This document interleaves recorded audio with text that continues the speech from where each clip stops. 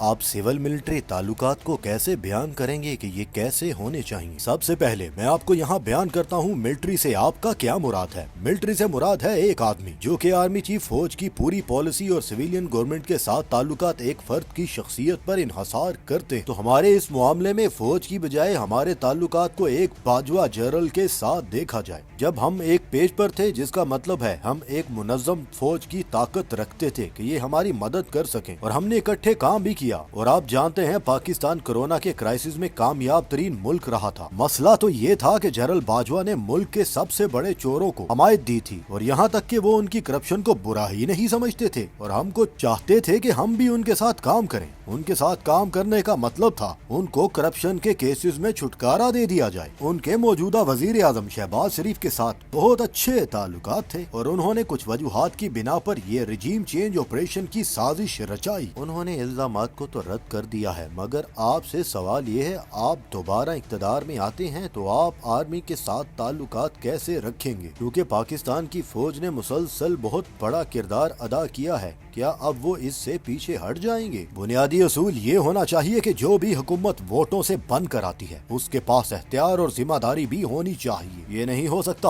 आप जिम्मेदारी और एख्तियार को अलग कर दें। अगर एख्तियार आर्मी चीफ के पास होगा और जिम्मेदारी सिविल हुकूमत पर डाली जाएगी तो कोई भी निजाम नहीं चल सकता। आपको लगता है इस दफा मुख्तलिफ होगा, और अगर आपको यकीन नहीं कि इस दफा मुख्तलिफ नहीं होगा तो आप फिर क्यों इलेक्शन लड़ने जा रहे हैं? ये हो सकता है क्योंकि पाकिस्तान आगे बढ़ रहा है और मुझे यकीन है कि पाकिस्तान की नई लीडरशिप को एहसास हो। ये हो सकता है क्योंकि पाकिस्तान इवॉल्व हो रहा है। मुझे यकीन है पाकिस्तान की नई आर्मी की लीडरशिप को इसका एहसास होगा कि उन्होंने रिजीम चेंज ऑपरेशन जो किया है वो नाकाम हो चुका है, क्योंकि पाकिस्तान की मुआशत डूब रही है और तारीख के बदतरीन मुआशी बहरान से गुजर रही है। इसके अलावा कोई हल ही नहीं, सिर्फ एक ही हल है कि हमको इस तरह से हुकूमत को चलाने के तरीका कार को मुकम्मल बदलना होगा। आप 10 माह से मुसलसल इलेक्शन के लिए एहतजाज कर रहे हैं और आप कह रहे हैं इलेक्शन फ्री एंड फेयर नहीं होंगे, और अगर आपकी पार्टी इलेक्शन में जाती है और आप मेजोरिटी नहीं जीत पाते तो क्या आप इलेक्शन के नताइज को तस्लीम करेंगे? जानिबदार इलेक्शन कमीशन और केयर टेकर हुकूमत के बाद तो ये बात वाज़ेह है कि इलेक्शन साफ शफाफ नहीं होंगे, मगर कम अज कम इलेक्शन तो होंगे। अगर आपकी पार्टी जनरल इलेक्शन में मेजोरिटी नहीं जीत पाती तो क्या आप कबूल करेंगे? अभी ये कहना कबल अज वक्त है। कराची में बल्दियाती इंतखाबात हुए हैं,